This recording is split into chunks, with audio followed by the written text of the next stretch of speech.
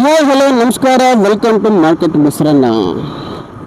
ಮಾರ್ಕೆಟಲ್ಲಿ ಏನೇನಿದೆ ಇವತ್ತು ನೋಡ್ಕೊಂಬರೋಣ ಬನ್ನಿ. ನಾವು ನ್ಯೂಸ್ ರೀಡರ್ ಎಲ್ಲ ಆದರೆ ನ್ಯೂಸ್ ಓದ್ತೀವಿ, ಮೋಟೋ ಬ್ಲಾಗರ್ ಎಲ್ಲ ಆದರೆ ಮೋಟ್ರಲ್ಲಿ ಹೋಗ್ತಾ ಇರ್ತೀವಿ, ಅಂದರೆ ಬೈಕಲ್ಲಿ ಹೋಗ್ತಾ ಇರ್ತೀವಿ.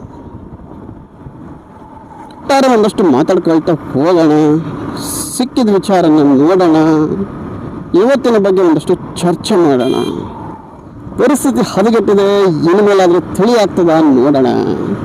ತಿಳಿಯಾಗಿ ತಂಪಾಗಿ ವಿಜಯಲಕ್ಷ್ಮಿಯವರ ಬಾಳಲ್ಲಿ ಇಂಪಾಗಲಿ ಅಂತ ಕೇಳ್ಕೊಳ್ಳೋಣ.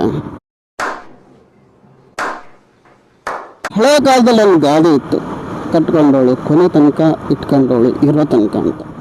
ನಮ್ಮ ತಾಯಿ ಗೊತ್ತು, ನಿಮ್ಗೆ ಹೆಂಗೆ ಗೊತ್ತು? ಹೌದಾ, ಕೇಳಿದಿರಲ್ವ? ಇದು ಆವಾಗ ಸಾಬೀತಾಗ್ತಾ ಇರುತ್ತೆ. ಕಟ್ಕೊಂಡವಳಿಗೆ ತನ್ನ ಗಂಡ ಚೆನ್ನಾಗಿರ್ಬೇಕು ಅಂತಿರುತ್ತೆ, ಇಟ್ಕೊಂಡವಳಿಗೆ ತನ್ನ ಗಂಡನಿಂದ ಎಷ್ಟು ಸಾಧ್ಯನೋ ಅಷ್ಟನ್ನು ದೋಚ್ಕೋಬೇಕು ಅಂತ ಇರ್ತದೆ. ಇದು ಕೆಲವೊಂದು ಕೇಸಲ್ಲಿ ಉಲ್ಟಾಗಿರ್ಬೋದು, ಇದು 90% ಕೇಸಲ್ಲಿ ಹಿಂಗೆ ಇರುತ್ತೆ. ಶಾಸ್ತ್ರೋಕ್ತವಾಗಿ ಮದುವೆ ಮಾಡಿರೋ ಹೆಂಡತಿ ದೋಚ್ಕೋಬೇಕು ಅಂತ ಯಾವತ್ತೂ ಬಯಸಲ್ಲ. ಇಟ್ಕೊಂಡಳ ಕತೆ ಹಂಗಲ್ಲ. ಕಟ್ಕೊಂಡಳ ಬಿಟ್ಟು ಇನ್ನೊಬ್ರು ಸಾಹಸ ಮಾಡಿದ್ರೆ ಅವ್ರಿಗೆ ಹಂಗಲ್ಲ. ಎಷ್ಟು ಸಾಧ್ಯ ಆಗುತ್ತೋ ವಯಸ್ಸಿರೋ ಗಂಟ ದೋಚ್ಕೊಂಡ್ಬಿಡೋಣ ಅನ್ನೋದು ಇರುತ್ತೆ.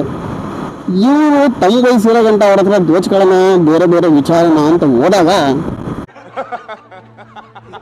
ಅವರು ಹಣಕಾಸು ಅದು ಇದು ಅಂತ ದೋಚ್ಕೊಂತವ್ರೆ. ಏನು ಮಾಡೋಂಗಿಲ್ಲ, ಇದು ಪ್ರಕೃತಿಯ ಸಹಜ ಧರ್ಮ.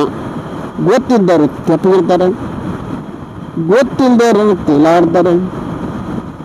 ಎಷ್ಟು ಕೊಟ್ಟರು ಖಾಲಿ ಆಗಲ್ಲ ಅನ್ನೋ ಮದದಲ್ಲಿರೋರು ನಿರ್ಧಾಡ್ತಾರೆ. ಇವತ್ತು ಯಾರಿಂದ ಜೈಲು ಸೇರಿದ್ರು ಅವರು ಇವತ್ತು ಲಿಫ್ಟಿಗೆ ಕಚ್ಕೊಂಡು ಸ್ಮೈಲ್ ಕೊಟ್ಕೊಂಡು ಅಡ್ಡಾಡ್ತವ್ರೆ. ಅಂದರೆ ಅಲ್ಲಿ ಇಲ್ಲಿ ಕರ್ಕೊಂಡೋದಾಗ ಫೋರ್ಸ್ ಕೊಡ್ತಾವ್ರೆ. ಗೌರವ ಗಂಭೀರ ಎಲ್ಲ ಹೇಗೆ ಬರಕ್ ಸಾಧ್ಯ? ಯಾರಿಂದ ತಮ್ಮ ಸಂಸಾರನೇ ಹಾಳಾಯಿತು ಅಂತ ಭಾವಿಸಿದ್ರು, ಇವತ್ತು ಅದೇ ವಿಚಾರವಾಗಿಯೂ ದರ್ಶನ್ ಅವ್ರ ಬಗ್ಗೆ ಒಂದಷ್ಟು ವಿಚಾರಗಳು ಬಂದಾಗ ವಿಜಯಲಕ್ಷ್ಮಿಯವರು ಅವರನ್ನು ಅನ್ಫಾಲೋ ಮಾಡಿದರು. ದರ್ಶನ್ ವಿಜಯಲಕ್ಷ್ಮಿ ಅಂತ ಏನೋ ಹಾಕ್ಕೊಂಡಿದ್ರು, ಅದನ್ನು ಕೂಡ ಕೈ ಬಿಟ್ಟರು. ಮತ್ತು ಯಾಕೋ ವಾಪಸ್ ಬಂದಿದ್ದಾರೆ ಗಂಡನನ್ನು ಉಳಿಸೋಣ ಅಂತ.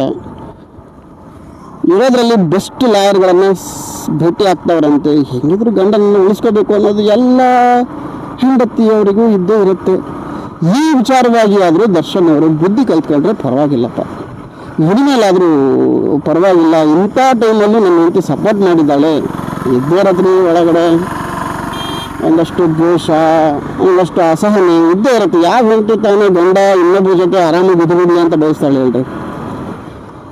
ಹಂಗಿದ್ದಾಗಲೂ ಇಷ್ಟೆಲ್ಲ ಇದ್ದ ಮೇಲೆ, ಇಷ್ಟೆಲ್ಲ ಆದಮೇಲೆ ವಿಜಯಲಕ್ಷ್ಮಿ ಅವರು ಸಪೋರ್ಟ್ ಮಾಡ್ತಿದ್ದಾರೆ ಅಂತಂದರೆ ಖಂಡಿತ ದರ್ಶನ್ ಮುಂದಿನ ದಿನಗಳಲ್ಲಿ, ಅಂದರೆ ಮುಂದೆ ಪ್ರೂವ್ ಆಗಿ ಒಂದಷ್ಟು ದಿನ ಜೈಲಲ್ಲಿ ಇದ್ದು ಬರ್ತಾರೋ ಅಥವಾ ಬೇರೆ ಮೇಲೆ ಹೊರಗೆ ಬರ್ತಾರೋ ಗೊತ್ತಿಲ್ಲ. ಒಟ್ಟು ಬರಲೇಬೇಕಲ್ಲ, 1 ವರ್ಷಕ್ಕೋ 2 ವರ್ಷಕ್ಕೋ 3 ತಿಂಗಳಿಗೋ 10 ವರ್ಷಕ್ಕಾದ್ರೂ ಬರಲೇಬೇಕು.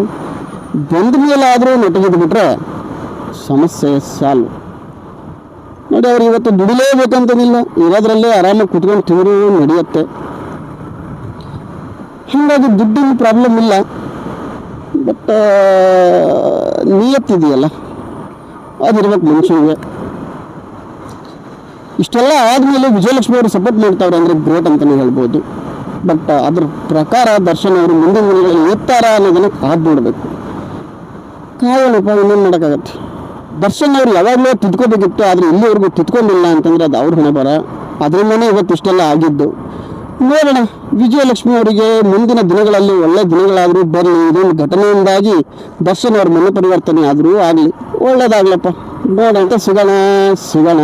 ಅಲ್ಲಿವರೆಗೂ ವೆಯ್ಟ್ ಮಾಡ್ತಾ ಇರಿ. ದಯವಿಟ್ಟು ಸಬ್ಸ್ಕ್ರೈಬ್ ಮಾಡ್ಕೊಂಡಿಲ್ಲ ಅಂದರೆ ಸಬ್ಸ್ಕ್ರೈಬ್ ಮಾಡ್ಕೊಳ್ರಿ. ಮತ್ತೆ ಸಿಗೋಣ. ಟಾಟಾ ಬಾಯ್ ಬಾಯ್, ಸಿ ಯು. ಮತ್ತೆ ಸಿಗೋಣ. ಖತಮ್. ಬಾಯ್ ಬಾಯ್, ಟಾಟಾ.